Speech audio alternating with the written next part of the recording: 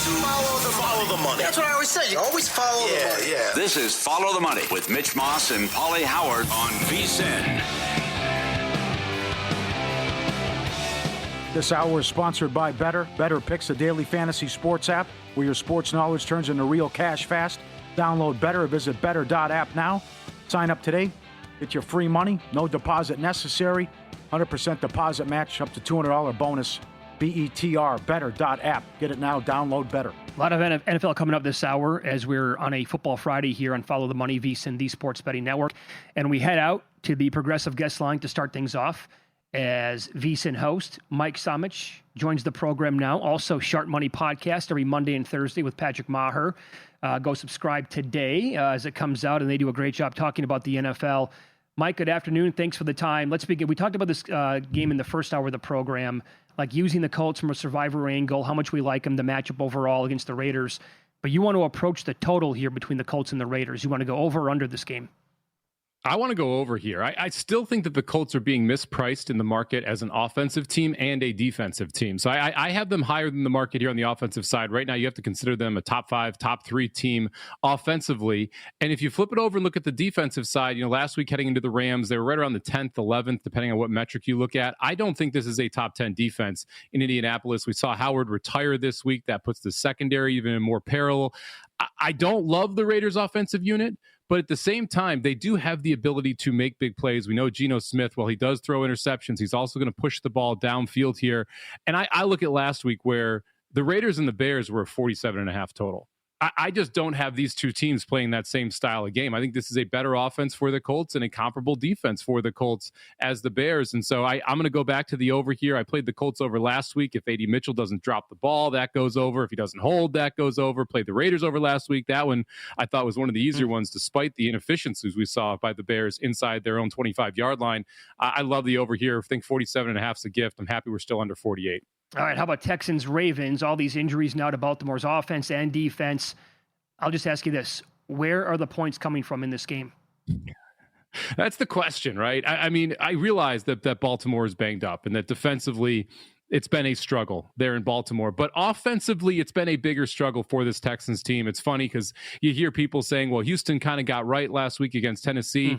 They had 6 points going into the fourth quarter and they were fortunate with a couple plays from Woody Marks, and really that game got a little out of hand for Tennessee. That's why we saw those points come for the Texans. There's a rep going around from the offensive line where 2 of them blocked each other and 5 blocked one Titans defender, and you saw Stroud not even be able to get to the handoff because it was such a mess. I don't see them fixing this offensive line magically with the Houston Texans here. And I look to the other side, and, Cooper Rush went off against this Texans defense last year in the Cowboys offense. I think he threw for like 350 yards in the one game he started for the Cowboys against the Texans.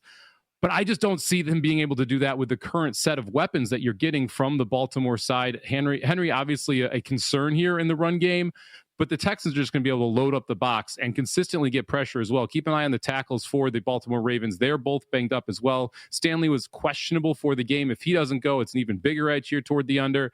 And the interesting part to me is the over actually took money the last couple days. So this was sitting at 38.5, 39. Yep. And we've seen this number get pushed up over 40. Once it got past 40, I was willing to go back down toward the under. All right. How about Bengals and the Lions? Lions laying a massive number in this game, rightfully so. I have Cincinnati power rated in my bottom 5 now teams in the league. I think there's actually an argument for them to be the worst team, although Tennessee is on line 1. And by the way, the Lions defense here, fully healthy, it looks like a damn good unit overall. So I will ask you again, where are the points coming from here in this game from Cincinnati? I don't know. I'm not sure. But I don't want to hit the under on the total because the Lions could put up 42 themselves. So I don't really want to go after it. One of the benefits of having these bigger totals in games that you think are going to be a blowout is you get a big team total on the underdog. In this case, the team total for the Bengals is 21.5. I don't know how they're scoring more than 3 touchdowns in this game. That seems just wildly high to me. You mentioned this Lions defense. It's not just Hutchinson. They're able to rush the passer on both of the ends. You've got a healthy secondary right now, good linebacking unit. And look, the Browning story, he was good in 23. He played well in 23. He cannot handle the pressure that he's seen the last couple weeks. I'm not sure how this gets any better. We've talked about this Bengals offensive line for 3 years. Third year in a row, we're flipping 3 starters in for 3 starters from last year who are out. It's not any better. This Bengals team can't protect the passer, and now you have Browning back there, and you're facing quality defense after quality defense after quality defense. I think the Lions pass rush gets home. I think it's a very long day for the Bengals. And once the Lions get up, they're just going to run the football. They're going to be grinding the clock in this game, and they'll have success doing it. They'll be able to pick up first downs, running on first down, running on second down, running on third down. I just don't see how the Bengals get over 21.5 points here. So give me the Bengals team total under 21.5. Yeah, I love the breakdown. Follow the money here on VSiN, the Sports Betting Network. Our guest, VSiN host Mike Somich. Podcast comes out every Monday and Thursday, also called Sharp Money. He's on the Progressive Guest Line. Last week, no problem. Jackson Dart going over longest rush. It happened right away. And also yards for the game. Does he do it again this weekend against the Saints? I can't get to the number that they're setting here. So the number for Dart's over-under is 37.5. When I was going through my projections here, I had him at like 47, 48.5. I don't know. So based on the game script that I expect here, I like the under in this game sitting at 42. You can get a 42.5 out there. If this game stays under, that means we have a relatively close football game. You're going to see both of these teams run the football. That means Dart's legs 100% have to be involved for the Giants to be able to move the football on the ground here. We saw him look to his first read last week and then take off. Well, when your first read is neighbors, you're going to throw the football a little more. No neighbors out there. Mm-hmm. That means your first read is going to be a lower tier wide receiver who's not able to create as much separation. I think that means Dart uses his legs much more than what we even saw last week. He also had a 20-yarder taken off the board last week because of a penalty on the Giants. I like him over here, over 37.5 here. If you want to get frisky with like the 50 plus, I don't mind that either because you're getting a pretty good price on it. Yeah, I like that. I think I'm going to bet over 13.5 as well, longest rush for him. Those RPOs and it worked really well last week. I think that's probably going to be a thing in this spot again against the Saints. Breece Hall, you like his receiving yards this week for the Jets as they take on this terrible Dallas defense. Tell us why. I think this is going to be a high-scoring game. I don't think the Jets are going to be able to stop the Cowboys, and Breece Hall is going to be the dude with Allen now out. I believe it's 8 to 12 weeks is what the announcement was today with a knee injury. So it's Breece Hall's backfield. He looks much more like the running back that we saw 2 years ago before the injury than the running back we saw last year when he was coming back from the injury. He's talked about how he feels much more like the guy that we saw when he was the number one pick in fantasy last year for some leagues. I think that this is a great spot for his reception yards specifically. Sitting at 27.5, the Cowboys, a bottom 5 team against running backs through the pass game, and there's just not the weapons out there. We saw, the tight end for the Jets take a step forward. He looked good against, he looked good on Monday night against the Dolphins. You know that you've got Garrett Wilson out there, but after that, Breece Hall is the dude, and I expect we're going to see them try and get Breece Hall going inside the passing game as well as the running game. I actually considered just taking over 100.5 total yards, so rushing plus receiving. I ended up landing on the rushing at 27.5. I don't love the combined number because it's usually higher than what if you just add the two up. And that usually means you're giving something up on the over. So if I'm looking at combined numbers, I generally play the under. But in this case, I like the Breece Hall receiving yards over 27.5. All right, very good. Last one here. And I love spots like this, players like this, still kind of under the radar. And we're on the same page here because this is the dude that I sent a text to Pauly about last Thursday when the Seahawks were playing the Cardinals, and I said, oh my God, we need to keep an eye on this guy moving forward. And it's Elijah Arroyo with the Seahawks. What do you want to bet with him? Yeah, look, I thought that we got a very interesting tell from the Seahawks during the offseason, right? They only kept 2 tight ends on this roster, Arroyo, who's a rookie out of Miami, and A.J. Barner. Barner was the starter in week 1, but we still saw Arroyo get some targets in week 1 and week 2. Got 1 target in week 2, 2 in week 3 in week 2 with 2 catches for 31 yards. Wasn't used very much in the New Orleans game. I think that was mainly because of game script. Last week against Arizona, we saw him starting to run more routes. We saw him to get more involved in this, specifically the route trees that he was running, stretching the field downfield more. Elijah Arroyo is a tight end that can push the envelope on some of these defenses. And now you have a matchup here against the Buccaneers, middle of the unit, their linebacking core that is not very good at covering tight ends. This is a matchup that's just like that you dream of here, specifically because of the spot. You're still seeing Arroyo lined extremely low, just 17.5 this week is his over-under on DraftKings. And look, he's had 2 receptions this year of 32 and 24. He can stretch the field and get over this total very quickly in 1 catch. I think he becomes the number one tight end at some point sooner rather than later in Seattle. I'm going to bet on the come here and say it's sooner, and it's this week that we start to see Arroyo take over the snap count from Barner. If that's the case, I want to play ladders. You can get him at 40-plus yards, and that's sitting at plus 385, and I sprinkled at 50-plus yards at plus 660 for Elijah Arroyo this week against the Bucs. I know. I love the breakdown. And Buccaneers allow 65 yards per game to the position. That is the third most so far through 4 weeks in the entire league. Quickly here, do you have a horse coming up later on today, or are we all done with that for on this Friday? We can look at race number 10 from Keeneland if you want. Let me pull it up real quick here. Pretty good day at Keeneland, or Keeneland Open this weekend. So one of the major racetracks that we see, one of the boutique meets after Saratoga and Del Mar. Keeneland, really one of my favorites to be able to bet. Huge day tomorrow. Make sure you check out VSiN at the track. We cover 4 separate stakes. We're only 6 minutes to one of the big stakes races, but we got a 1-5 shot. So let's skip to the last race here. I like the number 2, Empress New Groove, 8-1 on the morning line. Keeneland race number 10. Adam Rice is the trainer. He is related to Linda Rice, who's a big trainer up in New York. When he ships horses to Keeneland or Saratoga, and then one of the Ortiz brothers gets on, generally they run very well. Specifically, if we're on turf, this is a turf race, and you get Irad Ortiz aboard. So give me the number 2, Empress New Groove, 8-1 on the morning line. Keeneland race number 10. Love it. You're the man. We'll be watching tomorrow night for sure in the contest show at 9 o'clock Eastern time with you, Matt Brown, Derek Stevens, and Jeff Benson. Thanks, Mike. We appreciate that. You got it. I think we're going to see 25+% tomorrow night on the Rams. It's going to be very fascinating to see how many entries went down. I think it's going to be a lot. I think you're right with that. Thank you, buddy. There you go. Good job. And again, new podcast called Sharp Money. He does it every Monday and Thursday. Up next, More Games National Football League. This coach is 24-2 straight up in this situation since 2021. Find out who it is next.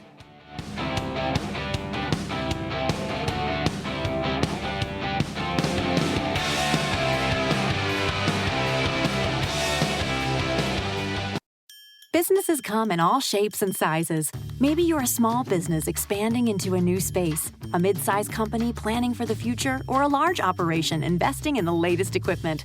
Whatever your needs, Atlantic Union Bank is here, providing easy access to knowledgeable bankers with local market insights and the right digital tools to keep your business moving forward. Because you deserve a relationship manager who cares. Call, visit us online, or stop by a branch today. Atlantic Union Bank. Any way you bank.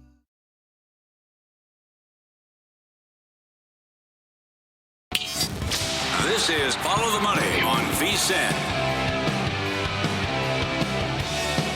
Yeah, I definitely attacked those Arroyo props that Somich just talked about. Guy's a beast. Damn right. He made a point during the break. He's like, he thought he was the best receiver at Miami last year. Mm-hmm. He was so good. 17.5. Yep. You want to take a break, 20-second timeout from sports? Puff Daddy got 4 years in prison. 5 years supervised release, $500,000 fine for his freak-offs and what he was doing. Can you detail? I'm unaware of the story. Can you get into great detail what the freak-offs are, Pauly? I think he was looking at 20 years. So there's some people saying not enough. Others, he wasn't expecting much time. He dropped to his knees and was distraught after the sentencing came down. I got to see, because there are people who I follow who run like offshore accounts. They must be tweeting out like what he was to get this much time, because there's no doubt like some offshore accounts were offering bets on this.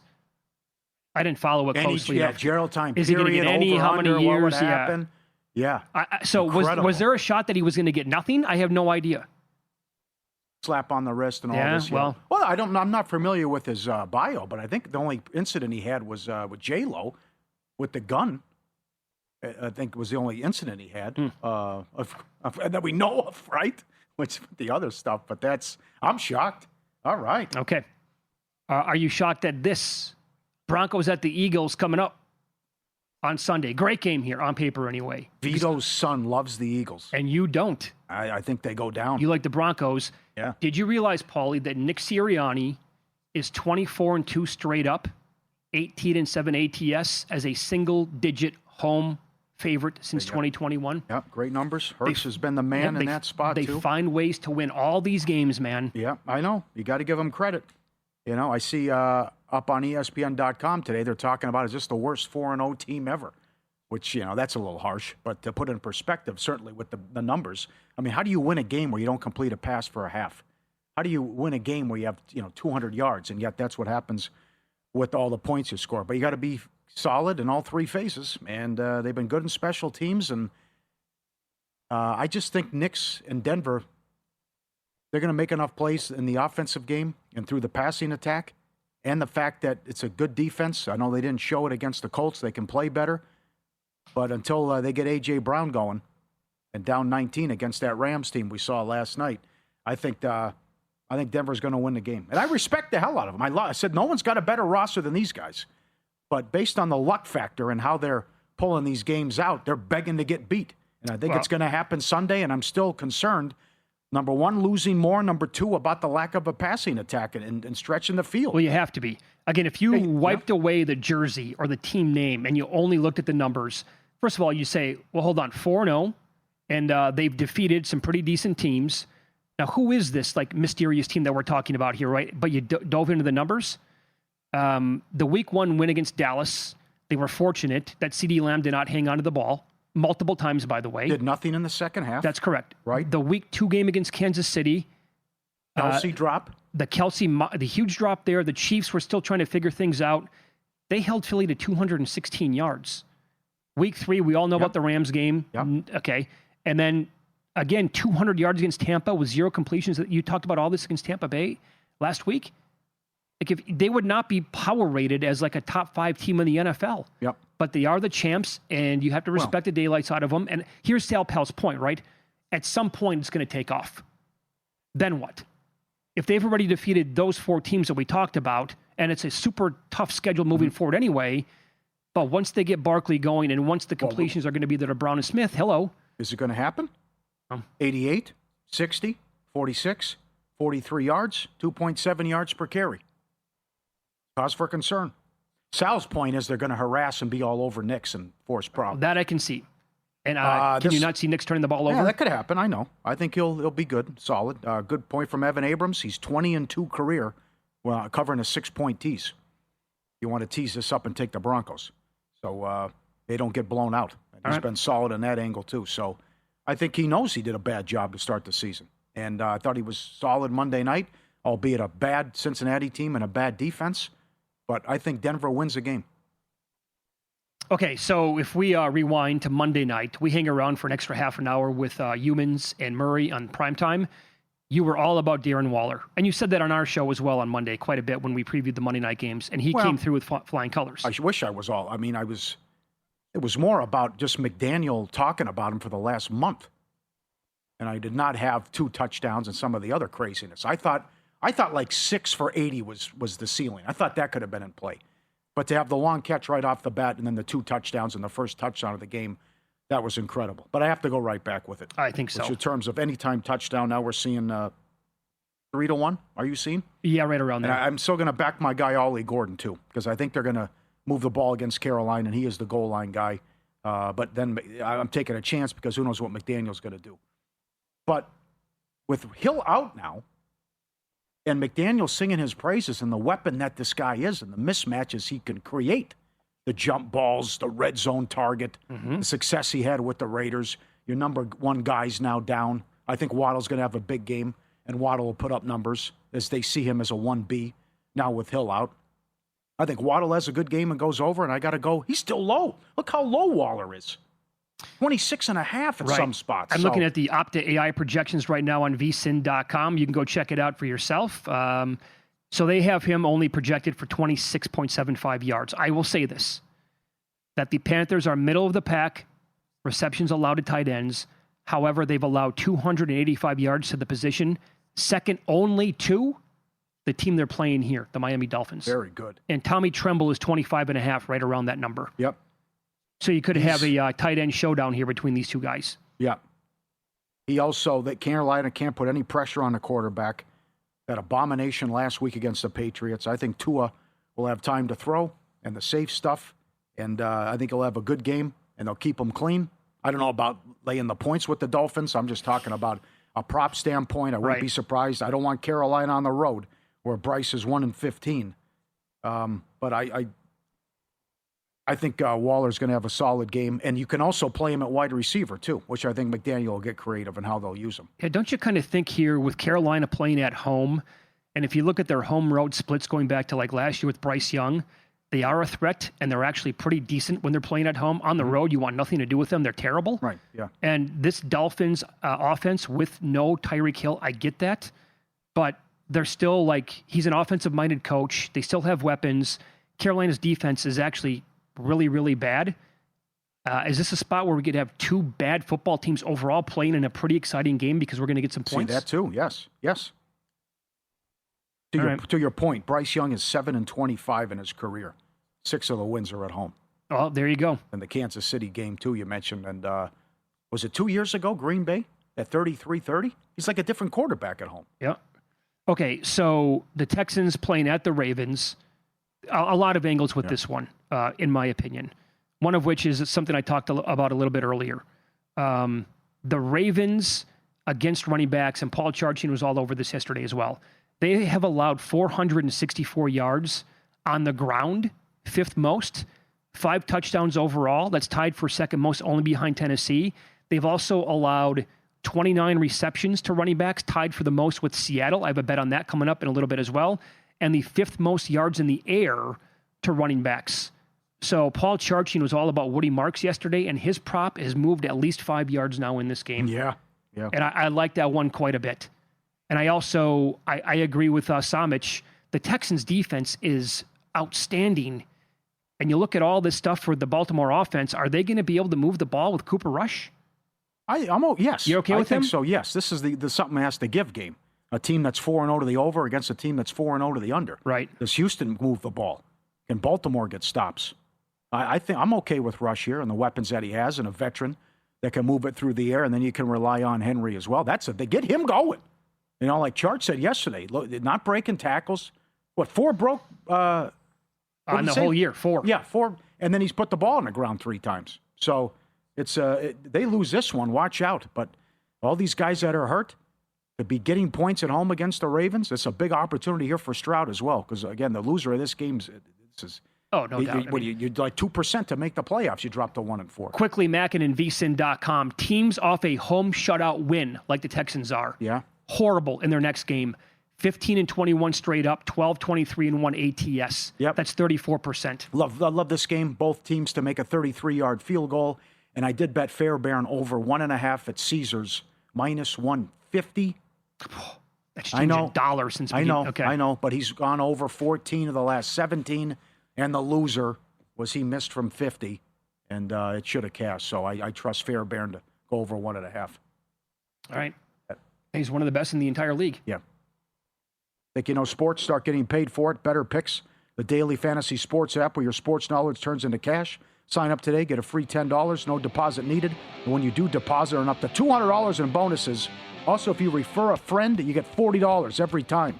Download it, Apple, Google Play Store, Bettor.app. Promo code VSiN for your free money. I think most of us feel the dog can win outright, but are they worth betting at the current price? We will discuss next here on VSiN.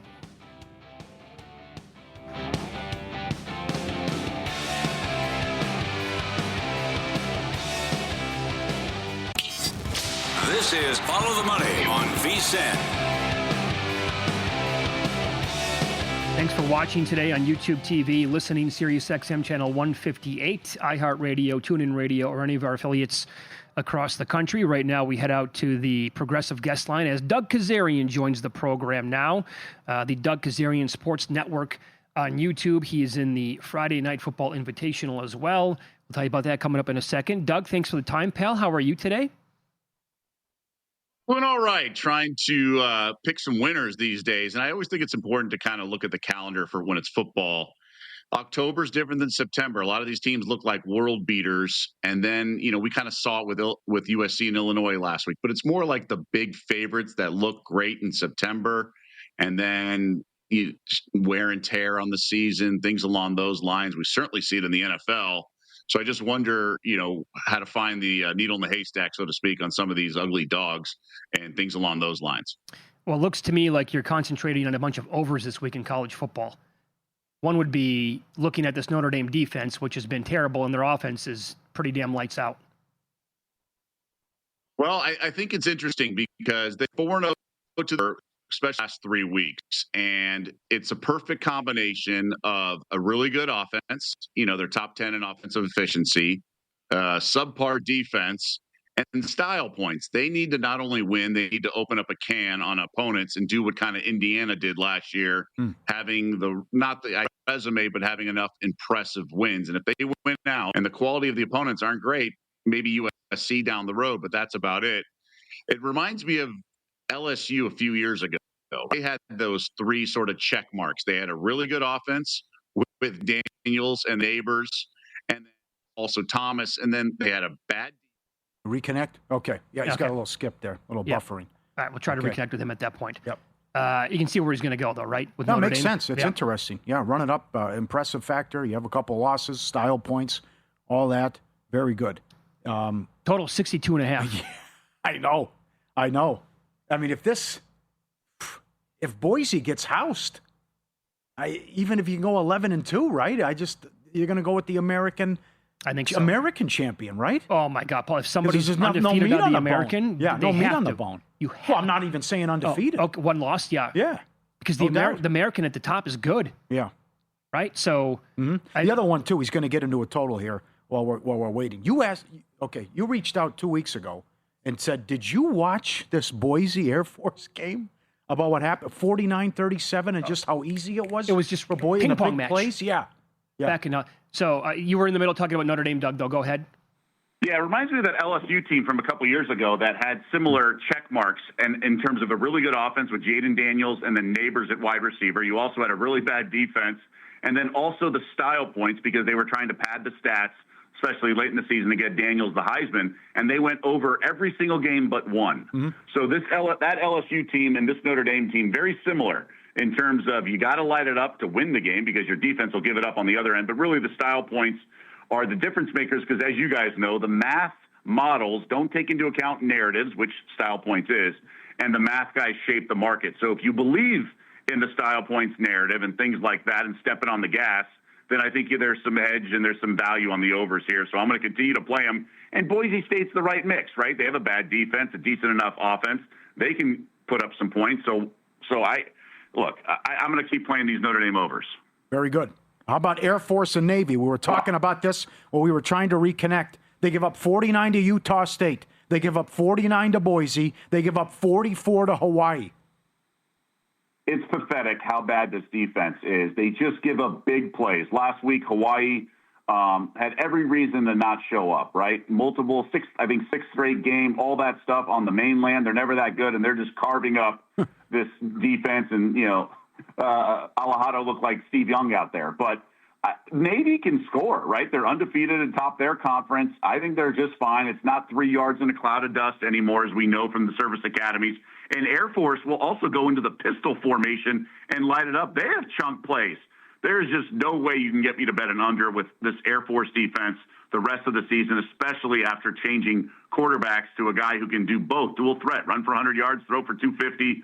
So this one has overwritten all over bet. It's almost like rest of the year, book it. I'm betting over. It's probably my best bet of the weekend. Okay, very good. Matt Humans is on the dog here. What do you think of Illinois-Purdue total, 55.5? Well, I looked at the over, and I'm on the dog for sure. We're seeing the steam here. Purdue's the perfect spot, right? Off a bye. They want to get Illinois. It came down to the wire last year, whereas you got the Illini not only last weekend with the big win in the flat spot, but the week before, they put a lot into that Indiana game. They're banged up in the secondary. This vaunted Illini defense is depleted, and they got Ohio State on deck. This has all the makings of a Purdue outright win, if not a 3-point loss. So I have to play the side plus the points, but I do like the over as well. I don't think this script plays out where, like, Purdue hangs around on an under. I think the Illini offense should be there. I don't think Purdue's going to matriculate up the field to get their points. I think it's going to be an Illinois defense that's going to be pretty gassed and pretty flat, and we're going to see a lot of points, but I do think Purdue gets the cover, maybe the win. All right, we have 4 games tonight. You're on one of them. South Florida at home against Charlotte, laying 4 touchdowns. Well, I mean, not in the contest because it's not available because it's the first early kickoff, but this has all the makings of a beatdown, right? I know sharp money came on the favorite. That's why it's a flat 4 touchdowns. It came in at 27.5. So that's a little disappointing. But if you need some Friday night action, I think I'm laying some serious lumber because I think you have to look at this to fade this Charlotte team. They're pretty bad, right? They lost by 17 to North Carolina, who's atrocious. App State's not even that good. They got blown out by them.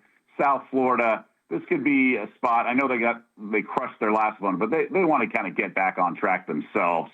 So this has the makings of like 35.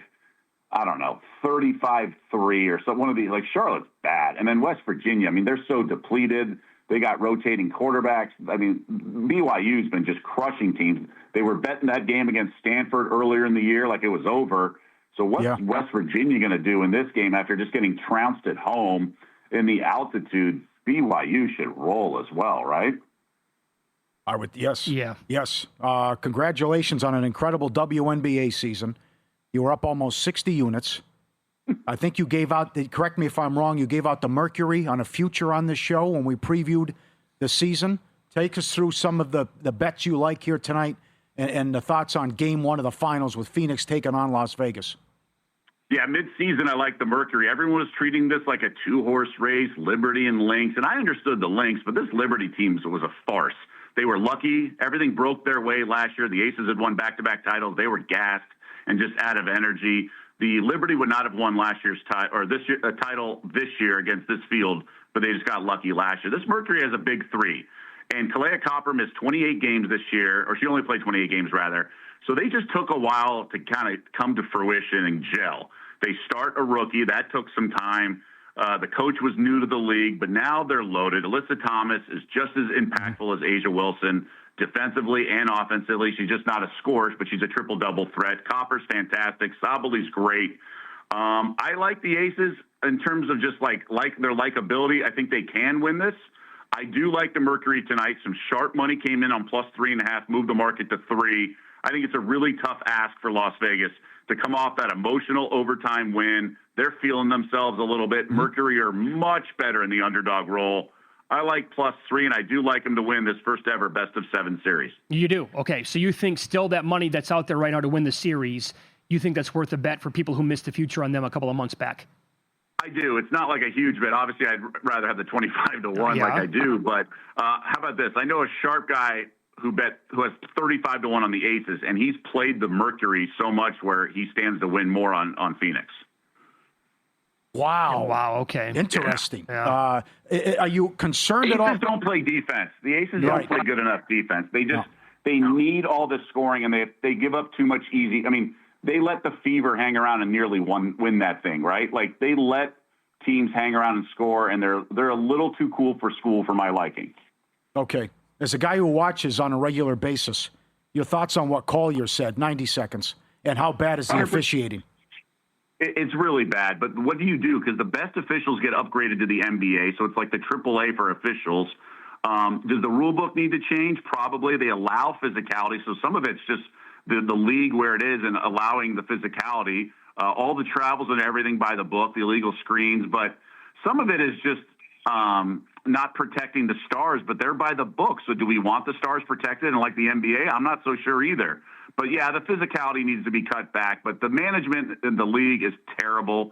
Engelbert's been awful. She mispronounced Natalie Nakase's name when handing her the Coach of the Year award. This is not a fifth-round draft pick with a tongue twister of a name, which is totally understandable during a draft. But this is one of 13 coaches.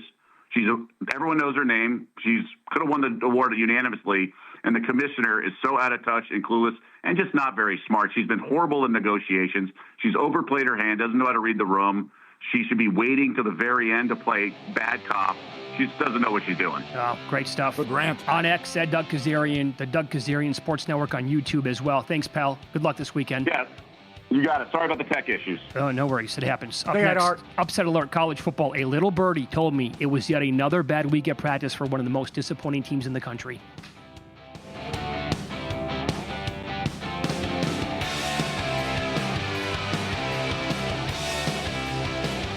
Businesses come in all shapes and sizes. Maybe you're a small business expanding into a new space, a mid-sized company planning for the future, or a large operation investing in the latest equipment.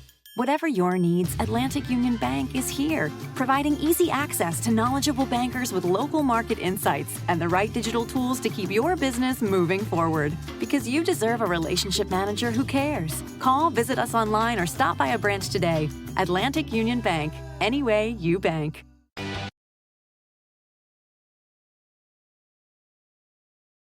This is Follow the Money on VSiN. Good to have you on board. We're live in downtown Vegas. Circa Resort and Casino is the spot. Mitch Moss, Pauly Howard with you here on a Football Friday. Upset alert time this weekend in college football. We just talked about this game with Doug Kezirian in the previous segment. He was making the case for the dog. I already bet the dog. I have not done the money line bet, however. It's Illinois at Purdue. If you think about the schedule spot here again, the Illini smoked at Indiana, gave up 63 points. They rebounded last week at home, escaped with a win against USC, and Ohio State is on deck. And the Boilermakers had a bye week to prep for this game. So I missed the 10s that were out there, I believe, earlier in the week. I laid 15 cents today at plus 9.5 as that number was disappearing, I think, at most spots. Okay. Can they lose this one outright? You want to put them on alert? I think that, yeah. I'm fine with that. Absolutely. Oh, okay. Different team on the road. I co-sign on that one. Some people wrote down Houston, but I agree with Chuck, and I also agree with my Lubbock source that the big-time boosters say they're going to put it on Houston. Quote, we didn't play well against Utah and still kicked their ass. That's a great message. That's what you want to hear. Right. He's also right about that. I mean, they just, I know Utah turned it over, but that was the game where Morton got hurt, and then Texas Tech was wrecking them with a great job defensively in that game.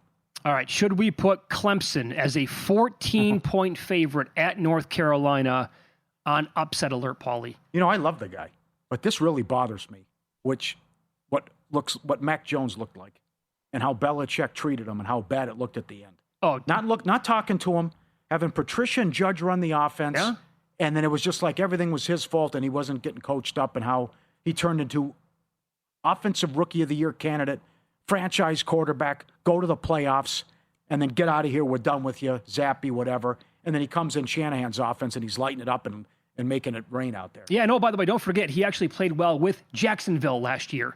That is a big-time demerit on Bill Belichick, in my opinion. No question about it. Has to be. But here's what I'm hearing. A little birdie told me the word is that Clemson had their worst week of practice yet. There you go. There you go. I know North Carolina is horrendous, but Clemson is the most disappointing team in the country. They're off a bye week, but do you think it's like our season's over? Kind of. Oh, it has what's to the be. point? Right. We came in. We were supposed to make the playoff, run away with the conference, and it's already essentially over for us. Again, they had more production returning than any team in the country this year. So there's going to be a lot. Those guys knew how they finished the season last year, to beat SMU in the ACC title game, to be close against Texas and play well, and an offense anyway, in the playoff game.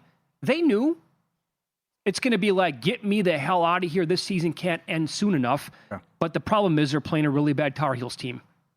Now, how about this team on this Texas game? Open 7, down to like 4. Now, this number, it's been going back and forth, but down to 4? Can't do it. At Florida? I think it'll be low scoring. Not with that Florida offense. Can't do it. No, the only look here would be for like nothing to happen in the game. Maybe even play like alt-unders in the game. Well, listen, they've done a nice job, and I like the coordinator and the changes they've made to the Miami defense. But it's a whole different ballgame talking about LSU's defense, Miami's defense, and then this Texas defense. Agreed. So I don't think it's going to go well for Florida offensively. And look, they've lost 3 straight, the Gators have. Scores 18-16 against South Florida, 20-10 at LSU, 26-7 at Miami. Yep. Like, to play this game where the result could be like 17-7. Sure, and how many turnovers are they going to have? It's the other thing. Yeah. Beat themselves and throw interceptions. And even if Texas turns the ball over, will Florida be able to capitalize on that? Did you find it interesting? We kind of do this all the time in college football. Louisville's laying 6.5 at home against a ranked Virginia team. Yeah.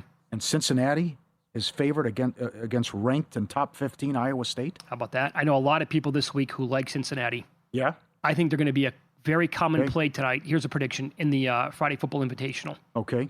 Could be wrong on that, but that's the field that I have forward for to that. I got Miami on upset alert, although it's small. I think you should be. Yeah, I think Florida State can get them. So do I. That's going to be a hostile environment tomorrow night. No question about that. Again, think about what Virginia, by the way. So Virginia now catches 6.5 or 7 against Louisville. And this team is coming off like an all-time field storming in their upset win against Florida State. You got Bama on upset alert. Well, I'm asking the question, should they Bama? be? Yeah. They're off the monster win against Georgia. Well, you know what happened last year. Right. And but Paul Stone likes Alabama. I heard Zach Cohen from VSiN.com on Money Moves today. He likes Alabama. The whole back and forth, though, is DeBoer as a favorite versus DeBoer as a dog. That's right. You want him as a dog. You don't necessarily want him as a favorite. Vandy has smoked absolutely everybody in their way this year. And Diego Pavia has been, as a dog, all he does is win and cover games. That's true. I think we're just going to get points in that game. But the total's in the mid-50s. I would agree. And this is a team, if I can find 2-1, and look at that, Vandy, by the way, plus 330 on the money line. But if there's a team that has revenge at all this year, it's Alabama. I thought they got embarrassed by Vandy. They couldn't stop anything that they ran at them last year. Well, that's not an opinion. That's a fact. They were embarrassed. Yeah. It was putrid what happened. And they couldn't stop them. So I bet the dog here as well. I have not bet the money line. If I can find 2-1, I probably will. It's a little bit shy of that right now. It's Washington at Maryland. This spot for the Huskies again. They were now. Keep in mind, the Huskies killed bad competition leading up to the Ohio State game, and then there's big expectations. There's money on the team. They're like an 8-point dog, national TV spot during the day. By the way, that game was not going against Georgia, Alabama, nor was it going against Oregon, Penn State. So plenty of people were paying attention to that game, and they failed miserably. Maryland coasted to a 27-10 win in Madison over the Badgers. That was before the bye leading into this game. So Washington now has to go all the way across the country after getting completely embarrassed in that disappointing performance against Ohio State and play a Maryland team, and they have to win by basically, more than one score. I took Maryland plus 6. And I also, again, the best I could find is like plus 180 money line. If that goes up to 2-1, I'll take the Terps on the money line as well. I think they can win that game outright. And one more I'll throw at you. It's a big number this week. Mm-hmm. A&M's laying like 16 against Miss State. The Rebels are good. 4-1 overall. Only lost last week in overtime to Tennessee. They have that win over ASU already earlier in the season. The Bulldogs, I'm sorry. Yep. A&M, back-to-back wars, 41-40 at South Bend. Yeah, but they didn't play well against. I know I'm picking up what you're putting down, but they didn't play well against Auburn. I would agree. So and Florida's on deck, so it's not a bad spot. I don't think it's like, if Alabama was coming up or something like that. No. Fair. I think Miss State's pretty good. Yeah. Overall. I also thought Arizona State played one good quarter, and that was it. Very disappointed with the Sun Devils in that game. Yeah, okay. And the horrible defense at the end. Or actually no defense, what they did. Anybody else that you were thinking of? Or? Yeah, it's a weak card this week. The late games, nothing good with the late games, and other than Miami, Florida State, not much on the card. Yeah, that's going to get ready, though. Get ready, because it's coming up. You can't beat what happened last week, though, either, with that schedule. And then Oregon, that's as good as it gets the whole year. Yeah. Those games at the same time, too, that were going on. So that would be typical DeBoer, though, with a short stay at Alabama. If you were, boy. It would, after you beat Georgia, you don't score in the second half, still win the game, and then you come out and you would lose to Vandy again. Think about that turn of events here, because he lost everybody in week 1, and they're like, okay, this guy has a short shelf life. He's going to be gone. Oh, they're already talking, what's the buyout? Yeah. Then he won him back by beating Georgia last week. And if he were to fall on his face as a big favorite again this week, it would be the same exact thing. You'd hear the same narrative after he lost to Florida State. They'd be unhappy, unacceptable loss. You can't lose to Vandy 2 years in a row. Come on. Yep. Losing his, double-digit, actually more than that, more than a 2-touchdown favorite. What happened how many times last year? Think you know sports? Start getting paid for it with Better Picks, the daily fantasy sports app where your sports knowledge turns into cash. Sign up today, get free money and no deposit needed. When you do deposit, earn up to $200 in bonuses. Plus, Bettor's giving you $40 for every friend you bring in. Download Bettor in the app or Google Play Store. Head to Bettor.app. Promo code VSiN for your free money and deposit bonus. $100 deposit match up to $200. Bettor.app, BETR. Go get it now. Very good. I have 4 Survivor entries left after last night's debacle. 4. I lost 6 on the Rams. 5 here at Circa, 1 at the Westgate. You still had you had 10 left? I had, overall, combined. All right. Yeah. So 3 here Tough left one. at Circa. Tough one. I liked your tweet about, let's just get, have to sweat anything Sunday, hope for the carnage, let's get it. We lost. Yeah. Oh, boy. McVay got me. I'll put the Thursday night 9-point favorite in, no problem, right? And then it just turns into a 3.5-hour cardiac arrest central. I mean, my God, you had -3. You bet him last week. Look ahead, -3, and they can't even come on, man. I know. Horrible start. Weren't ready to play. No. All right, we're going to hit the afternoon window of NFL games coming up next. I have a bunch of player props that I like in these games, and I will give you a number that, in my opinion, that's on the board far too low in a game on Sunday.